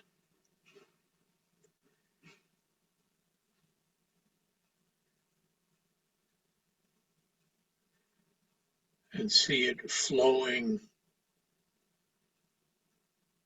without stop all the way into every bit of your heart, every little corner, healing, soothing, giving, forgiving.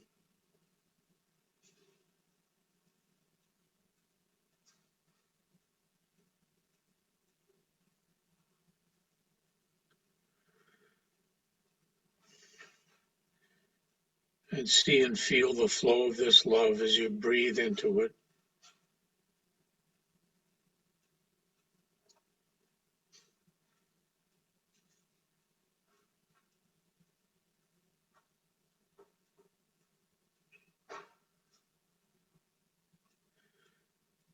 And see the love overflow from your heart as it keeps filling it.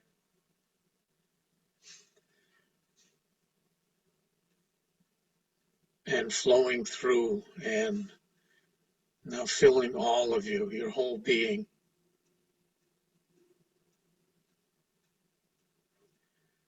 And just drink it in. Drink it in your heart and your whole being.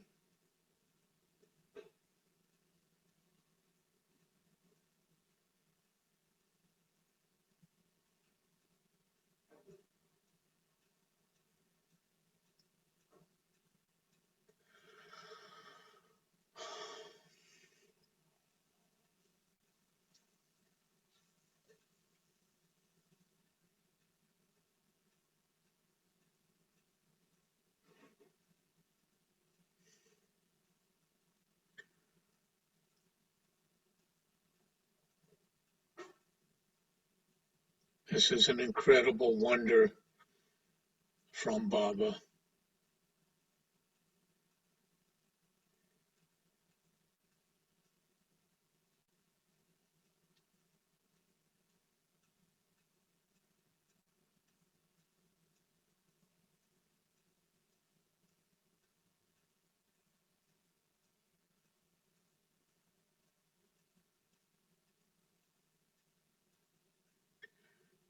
And let's keep drinking the love into your heart and your being for another minute.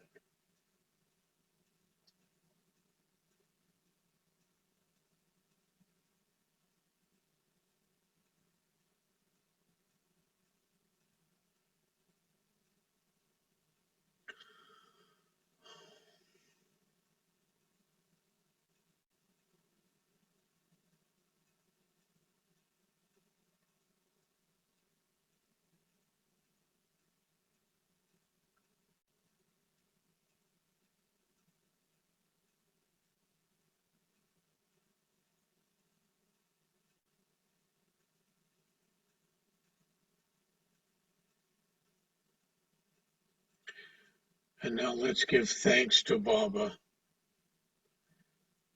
for his love,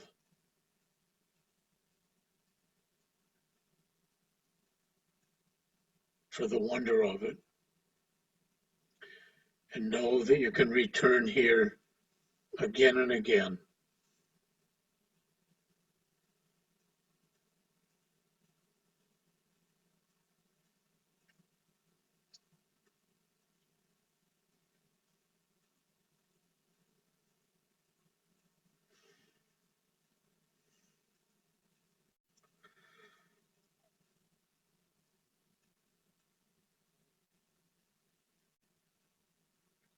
And now let's slowly start to bring attention back to wherever you're sitting or laying.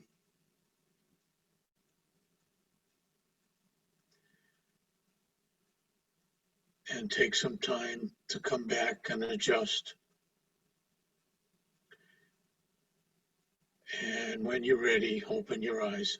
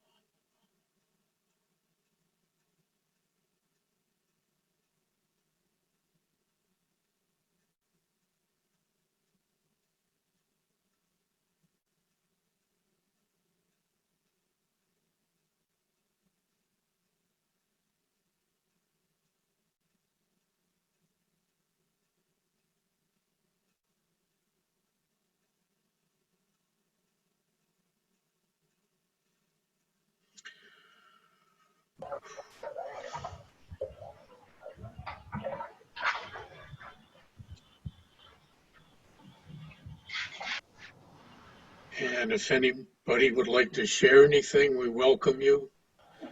Please unmute.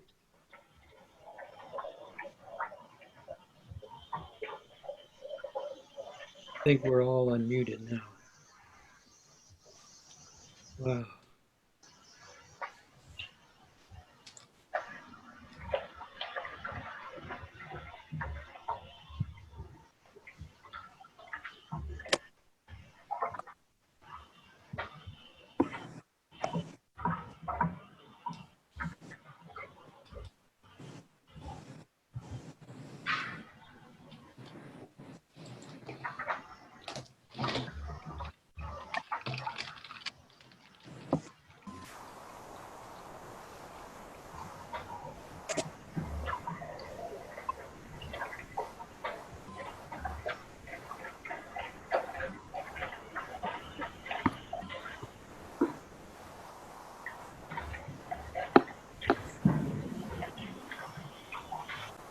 Mm.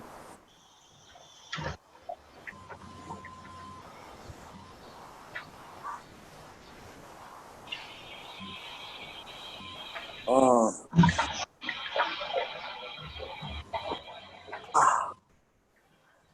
Oh, Baba.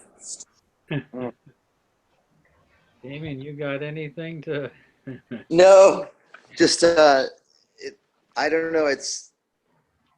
I no, just wonderful to do that, and I guess I feel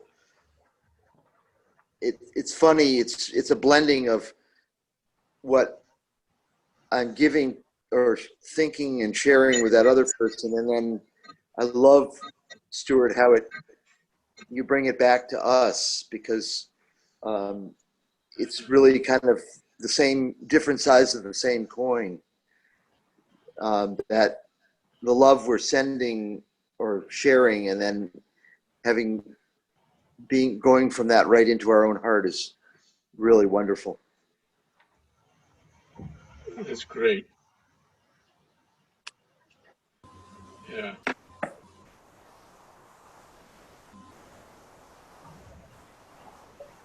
I could really feel how that person is a part of me. And then it was nice at the end because there was a separation back. I mean, he was a part of me, but I was back into my own heart was the center. And I didn't feel like I was carrying that.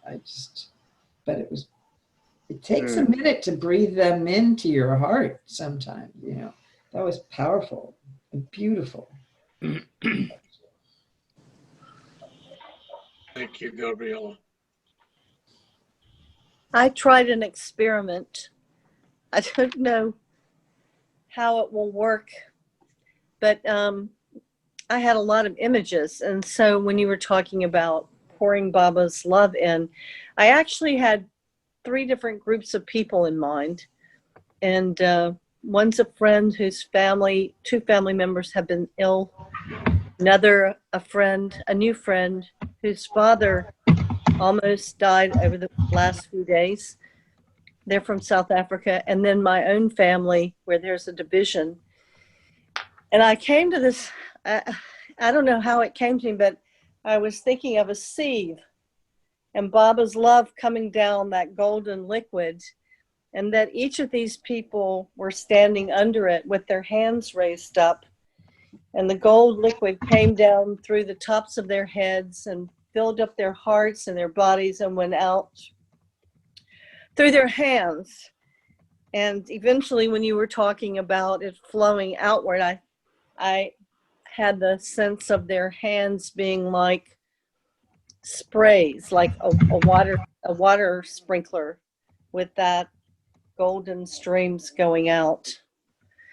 And then when you brought it back to us, the image I had is of Baba with a picture of that same golden divine love pouring over my head, filling up my heart and my body.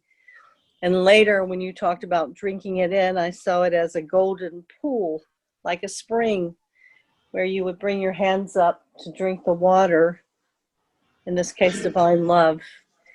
And then you could wash it over your face. I don't know, about feelings or anything like that, but those were just images that came to me. And I'll see what happens. Yeah. Wonderful images.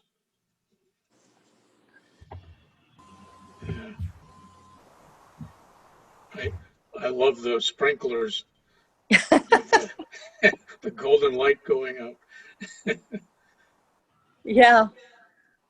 The one that was strange for me was the sieve and people standing under them with their hands up like this. Yeah. You know, and the water coming down through. It was really hard to think of all of those people at once, but with a sieve, it goes down through the holes, you know, and goes to all those people. Ah. I've said it on this group that once before, right before the first class, I was asked to co-lead a year-long program years ago. Right before we started, I just sat with Baba and I said, gee, I wonder if I could do this with the whole group, the whole class. And I asked Baba to pour in, and I just sat there, and then all of a sudden this huge golden column of liquid light just poured into the whole room. And I think I almost got knocked backwards in my chair. And the woman who invited me to lead the class with her felt this.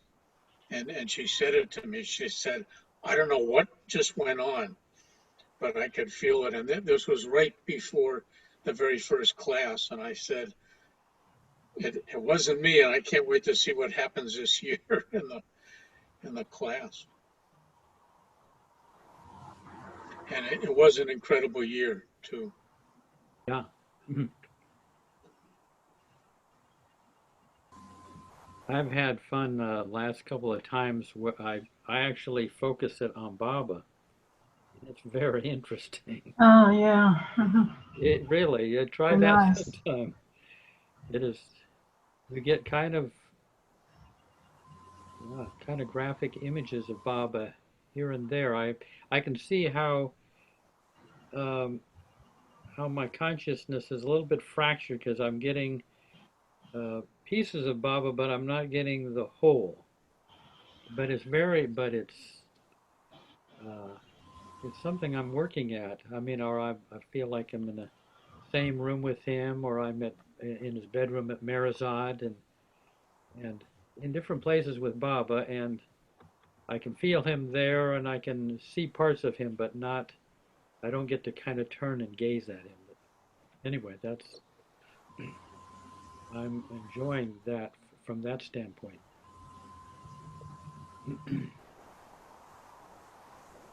Is the experience changing some, Jeff, for you?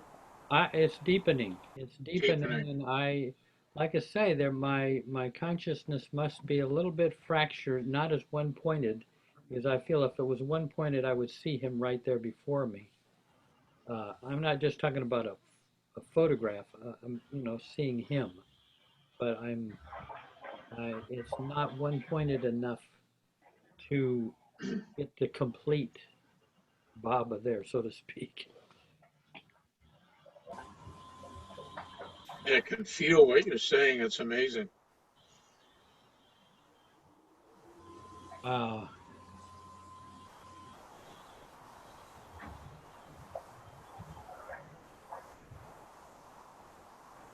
yeah. Well, I'll share. My experience was there were two people that I was thinking of in terms of conflict or whatever. And so what I pictured was a pool, and it was filled with Baba's love. And they went over and they stuck their toes in it. And then they one of them started to move forward, and then they had their legs down in it. And then I joined them and I jumped in, and I did. And I went straight down, just covered my head and came up. And when I did, they were both in the pool now, standing in it and kind of enjoying the water and starting to go under. just this experience of us being in this pool together. And at one point then I noticed that we were floating, and we were floating around on top of the pool. We were spitting that golden liquid out of, like a way, or that comic cartoon of the geyser coming out. We were spitting it out of our mouths and just playing in the pool. And then it became time to thank Baba for the love. So I got out of the pool and I walked over to the guy that was laying in the chair who owned the pool and bowed and said, thank you.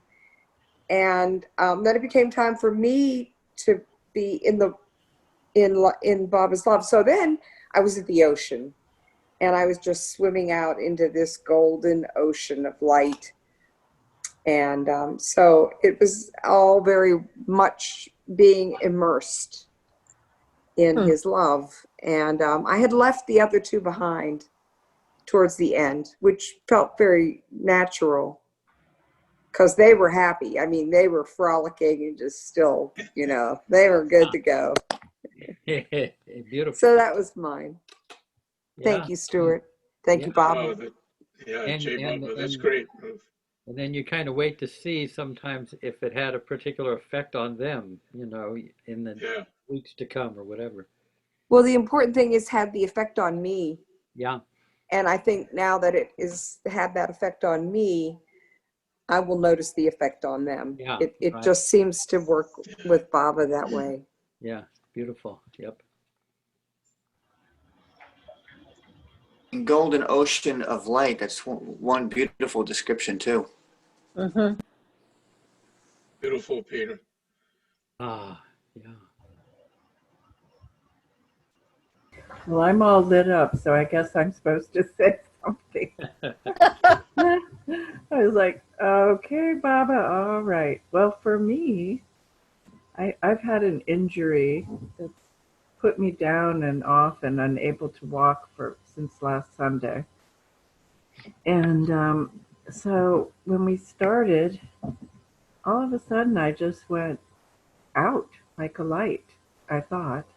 And then I woke up, so to speak. I mean, I was conscious the whole time, but I didn't think of someone to send love to. I did before we began, but all of a sudden it was like Baba took it over, and I went deep with Baba, and he's like, you're the one getting the love right now.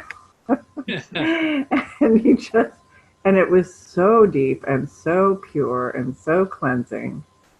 And then Stuart, you shifted over to, and now we'll do it to ourselves. And I'm like, oh, we're there. And I guess I just needed that healing, that deep, deep healing from Baba. And I just felt that love just kind of go out from every pore, just 360 all around, everywhere, and kind of merged with that. So that was quite wonderful. I didn't say anything earlier because I was just so deeply in that still. But thank you, Stuart, and everybody here. Thanks for sharing, Leitka. Yeah.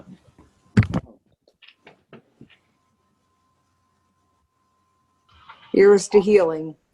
Yeah. Yeah.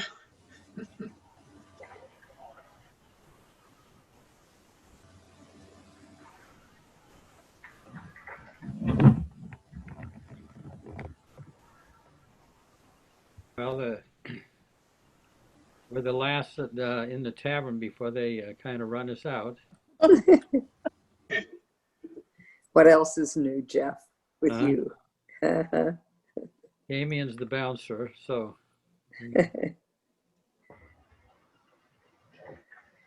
Well, Stu, thank you very much. I never say thank you, but I really appreciate everything you do and how you lead it. And even for those novices like me. Well, thank you. I think you're doing great. You're most welcome. Stuart, I was just wondering, have you ever considered putting it, I remember what I heard you talk about is having some kind of class. But as much as I can listen, have you thought about putting it on YouTube in some way? Because there's many different meditations people do, but I think to myself, there's a unique way that only you do, and being a Devo it is on it is on YouTube, Oh, Peter, because it's being recorded right now. And I Oh. don't know if I don't know if Angela edits it. I don't think so, but Yeah. just thinking. Well, yeah. I mean, like a small, some people have like 15, 20-minute segments. Yeah. And I thought of a way to just simply put well, I don't want to say just, because it's a potent meditation, but and putting it solely the meditation on YouTube. It's in the works, Peter.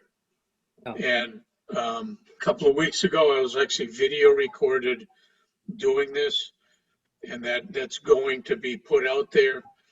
And there'll be a couple of other ways of putting it forth. He's got the London Philharmonic Orchestra in the background. and the Moody Blues behind me. Yeah. Justin deserving. Moody Blues at Red Rock. Yeah.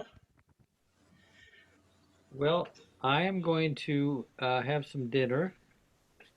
Everything, but great to see you, Cindy, and Peter, Elizabeth. And Thank you very much, everybody. Thank you. Hey, Baba. Robin, you still with us in there? Baba. Yeah, me and Smiley are here actually. Oh, okay, good. Oh, hi, Smiley. Hi, Robin. Smiley, yeah, we're. Bye. Bye. Anyway, yeah. Bye. See you all next Bye. week. Bye. Jai Baba. Everybody. Avatar Meher Baba Ki Jai. Jai. Bye. Jai Baba. Jai Baba. Bye.